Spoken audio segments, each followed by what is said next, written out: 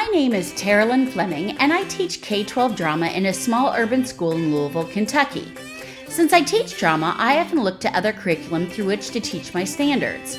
For the 48 students in 2nd grade this year, I decided to teach a unit on clean drinking water. At the end of the science portion of the lesson, students would choose the most important elements of the lesson and teach the other 552 students in the school through posters and through writing and performing a play about the subject. My plan hatched this summer on a safari in Africa as an NEA Foundation Global Fellow. Other fellows ribbed me for taking pictures of the animal scat, but I knew my younger students would find it interesting. I kicked off the unit introducing pictures from my safari and a book called Pooh Done It that I knew would thoroughly engage them and pique their curiosity about the subject.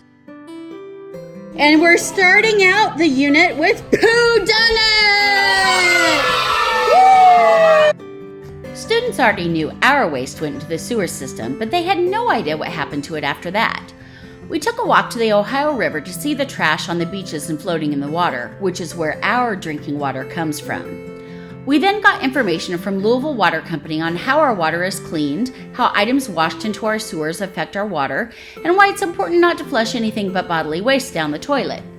Though Louisville's water is fairly clean, just east of us in Martin County, they've struggled for years with polluted drinking water from factories and coal mines and have no way to clean it properly. They have to travel to purchase drinking, cooking, and bathing water. My students were disturbed this was happening to children in our state. I told stories about what I learned in Africa about the water shortage. We listened to an audiobook called The Long Walk to Water set in Africa about a young girl who walked miles to bring back clean water for her family. This gave students not only an ecological perspective, but a cultural perspective as well. We then watched a National Geographic video clip on play pumps in Africa and talked about how that could be useful for people who lived far from clean water.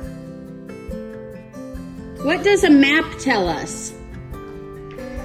Yeah, parts of the world. What else can it tell us? Yes.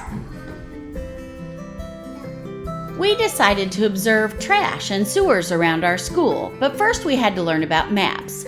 We watched a Cat in the Hat map video to learn how to read a map, and after, we practiced finding places on the globe and on maps. Are you finding Kentucky? That's right where it is. Good job. So, what do you think this is? Yeah, what's it showing a picture of? North America, you're right. And I'm going to press search. Now watch. Yeah, that's cool.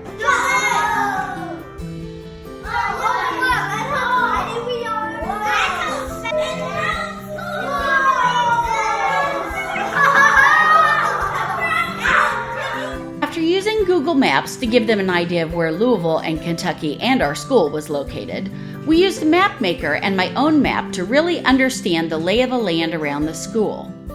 So on this map, here's First Street, here's Muhammad Ali. Who can show me where our school is? Come up and show me where our school is. Come on up, Gianna. Okay, show me where the school is. That's right, good. Now, come on up and show me where the hotel is being built. That's very good. Students had their individual map of our areas. We walked around mapping out where the sewers were and where the trash was. Some sewers had trash catchers and others were covered with sandbags. We discussed why that may be. You come back down to the river and you wash your clothes, and all this soap goes down here. Well, what about this kid who wants to get water? What's his water like? Yeah.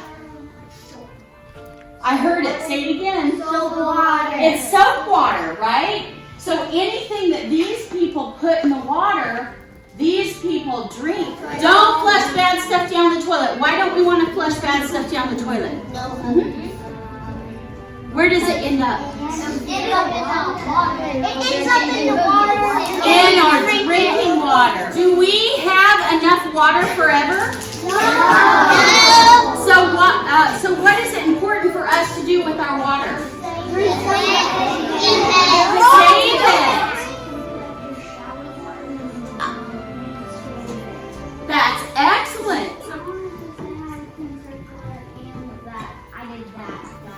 You did. Good job. students brainstormed ways we could conserve our drinking water, they took responsibility for teaching others in school through making posters. I was impressed that students had made connections between human habits and the world's drinking water. Some students had already admonished Grandpa for flushing baby wipes down the toilet and had taught their parents to turn off the water while they brushed their teeth. The students were especially excited to make the toilet rules posters and hang them in the 5th grade boys' bathroom, where earlier that day someone had flushed pencils and paper towels down the toilet, causing a huge flood on the 3rd floor. My students have already started to brainstorm the plot of the collaborative play they will write as a class in order to bring these ideas to their parents and the whole school.